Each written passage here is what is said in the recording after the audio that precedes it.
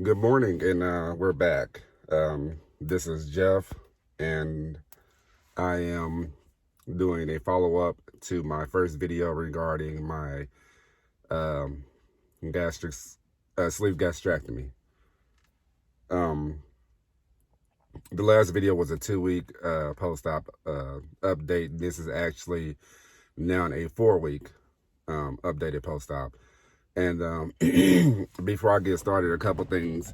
One is I want to address something that I said in the last video regarding videos that I watched pre-surgery and post-surgery.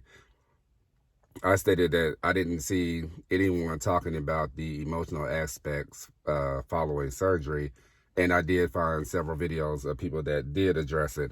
And so I'm going to address that more in this video. A lot of people, when they do their videos, they talk about their stats, which is, it's a big deal. But for me, the health aspect was more important. The weight loss will come in due time, but the health aspect of doing this surgery was most important to me. But I will talk about the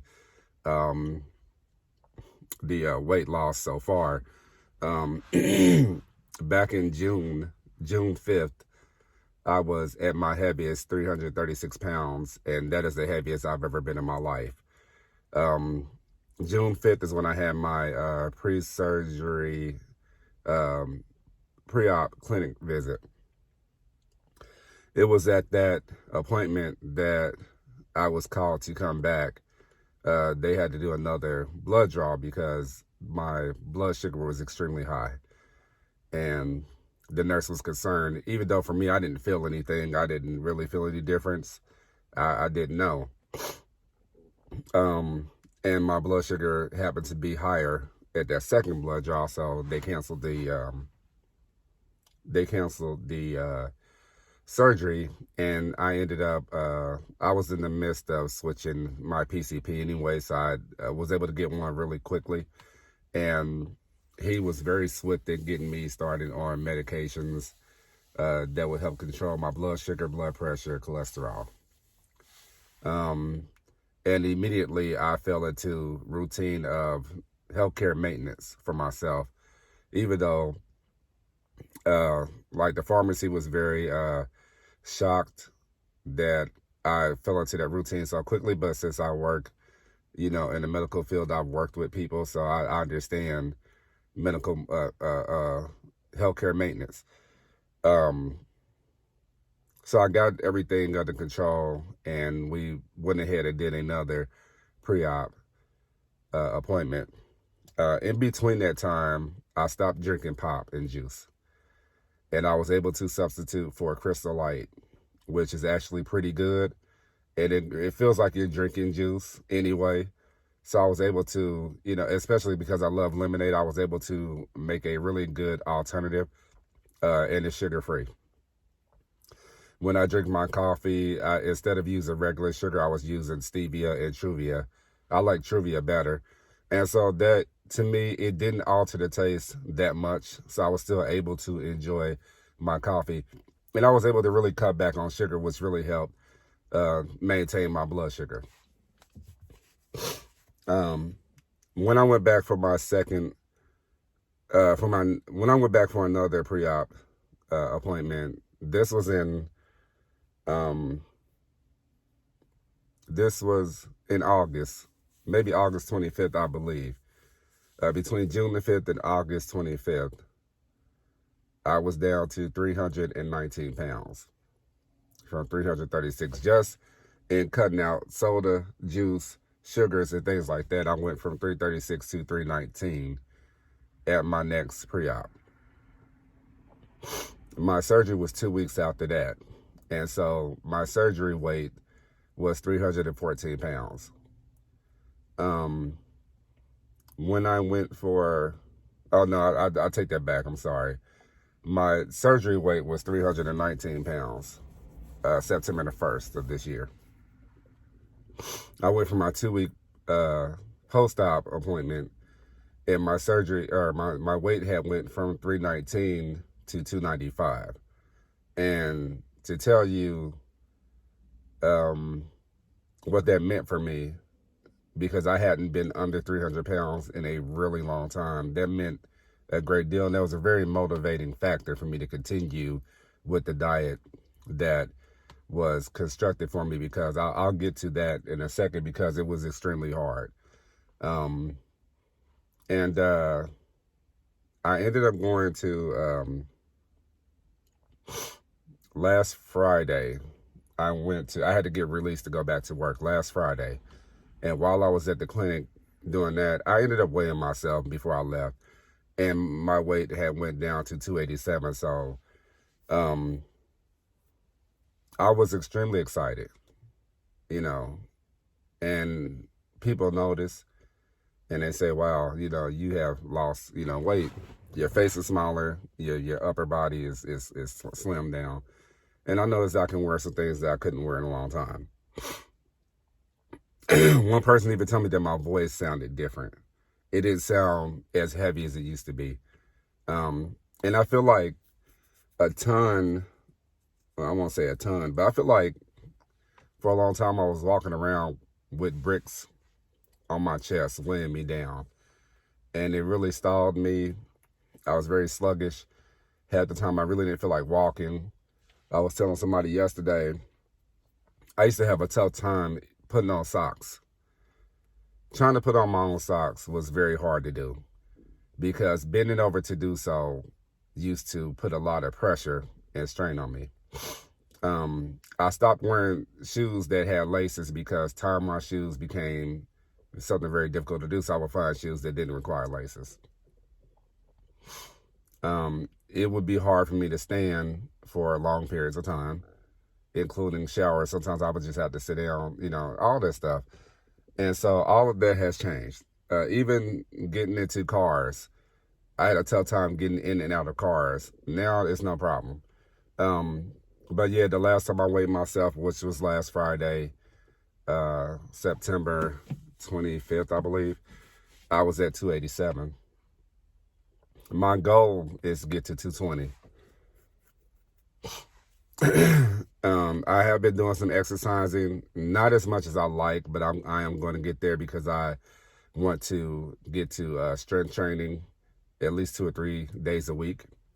I would like to get back to that, get back to my daily 6-mile-a-day walks, Monday through Friday, and those sort of things, because once the weight really starts to drop, you're actually losing muscle mass as well. And so you want to save a lot of your muscle by strength training. A lot of people have different processes that they go through when it comes to the surgery. Everybody's plan is not the same. And that I noticed when I was looking at videos, I noticed that everybody had different plans. And so mine, for the first 2 weeks post surgery, I was on clear liquids. And that kind of consisted of like broths, chicken broth, vegetable broth, water, Crystal Light, sugar-free Jello, not pudding, but sugar-free Jello. And so what I did is I kind of kept it simple, just like now, for that first 2 weeks. And then the second 2 weeks after that was full liquid. So we're talking cream soups and things of that nature. Cream of chicken, cream of broccoli, cream of mushroom, cream of celery strained, so you get those chunks out. And this has been a extremely hard 4 weeks, because in my mind, pre-surgery, I thought, once I have this surgery, I won't feel the same way that I felt towards food. I'll automatically be over it and I can move on. And so that was not the case. Out of surgery, I was in the hospital for a day. I was cool. I was fine. I was getting up, walking every 2 hours. I was blowing I forget the name of the device they give you, but you have to blow into it to get your lungs open. Blowing into that every hour. And so all was well until I got home. And when you are, living with, you have a family or you have other people that you live with, they tend to eat what they've been eating before you had the surgery. So you have to look at a refrigerator full of food that you used to eat before this surgery that you can't eat right now.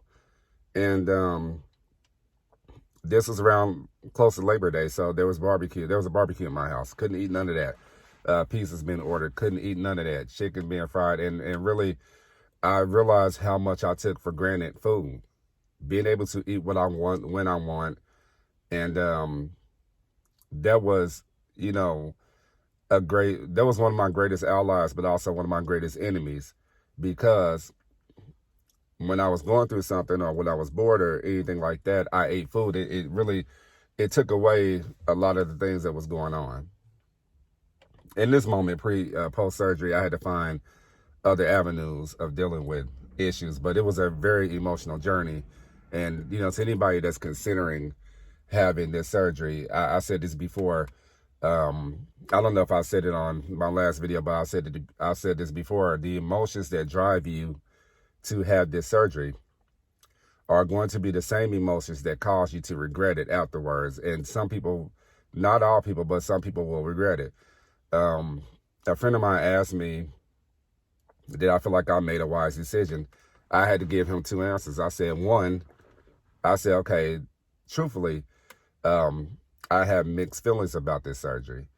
And that's because I felt like I made a mistake post-op, because I felt like I could have done this on my own. And that was all due to food. All due to, I cannot eat the things that I used to eat right now. I can't, indulge. But I told him the adult response and the responsible answer would be, yes, I made a great decision. I made the right decision, because this was about saving my life. This was about dealing with health issues and being, as young as I am, should not be having these types of health issues. So I made a very wise decision. And going back, hindsight, I would not have changed my decision. I would have gone through with it. Because the thing of it is mentally, you're going to have to deal with your relationship with food, regardless of whether you do it with the help of the surgery or without. And so I still had to deal with my relationship with food, regardless. I can say now that things have gotten better. I keep it really simple. I make sure that I get my protein in, 60 to 80 grams of protein every day. I make sure I get my liquids in 64 ounces a day. So I keep Premiers on me at all times. I drink a couple of those a day. They're 11 ounces apiece. I drink Gatorade Zero for electrolytes. They're 32 ounces, and I have bottled water that's 16.9 ounces, and I drink one or two of those. And when it comes to food, I kind of keep it simple. The first 2 weeks, I was drinking chicken broth only. The second 2 weeks, it was cream of chicken. I really come to love cream of broccoli. And now I moved into the pureed stage. This is my 5th week. So now I'm on the pureed stage. So what I did was I took some egg salad and I pureed it in my blender. And that's my breakfast. Lunch, I have hummus, which I was not able to eat all of it yesterday, and I'm still on 2 ounces per meal. I was not able to eat all the hummus. And then dinner, I took some rotisserie chicken and I pureed it, very well. And I add some light mayo to it and a little bit of seasoning that has no calories. And it's really good. And so as long as I stay full, I don't really think about the types of food that I used to eat anymore. My favorite food, I'm realizing now, I didn't know this then, but my favorite food is fried chicken. When you have things that is easily accessible and you can have them in abundance, you tend to take that for granted until you can't do it anymore. And then you realize, oh, wow. And then you try to reminisce. But it's all good. I'm good. I feel so much more healthier. I feel so much more energetic. I feel like I can do anything, things that I used to do when I was younger. I have that kind of drive right now that I want to get some things done. And so that's what I am currently working on now. Um, I want to be able to help people who have obesity issues and things like that. I've been wanting to do that for a long time. And so I'm kind of trying to figure out how to spring into action by helping people do that through my own story and things like that. Because I realized this that I did not know now. When it comes to eating, number one, you should get your protein out the way first. And then you go to your vegetables. And then if there's any room left, then you have a little bit of carbohydrates. But I realized that my overindulgence of carbohydrates and sugars is what really caused my weight to implode. And the lack of those things is really helping me stay full because I'm eating a lot of protein. I'm ingesting a lot of protein. So I'm full. I'm not hungry. And I'm not thinking about eating anything greasy or fried or anything like that. Next week, we'll start my soft food phase. And from watching a lot of videos, I see that people have combined the pureed and soft food stages together, so which is interesting. But, soft foods, meaning I could do fish, baked fish, things that are very thin and soft. And then after that, I go in for my 6-week post-op appointment, and then we go from there. But yeah, if you guys have any questions, for those of you that have not had this surgery, that has been considering this surgery, if you have any questions, please ask, and I'll respond to the best of my ability, because I am 4 weeks out, so I'm not as experienced as a lot of people that I've seen on YouTube who's had videos going back several years. And they have different phases in their lives where they're really dealing with food. Some people have maintained their weight, and some people have gone back to their old weight because they've gotten back into their old eating habits. I don't know if that would be me. I can say right now, I wouldn't dare eat anything from a fast food restaurant. I wouldn't dare eat any, because I know how small my stomach is, and I know what I can take, what I can't take. And so I don't see myself getting back to these horrific weights anymore, because I have a strong understanding of myself, my health, and my wealth. And I know what that kind of weight did to me, and I know what that kind of weight how it made me feel, and how it kept me sheltered, because I didn't want to really be around people, and I didn't want to do anything because I did not feel like wanting to do anything. So I know how that made me feel. And now that the weight is coming off, I'm ready to do some things. I'm ready to truly live. I'm ready to really kick off some goals that I had for a long time and make some things happen. So that's my update for my 4-week post-op.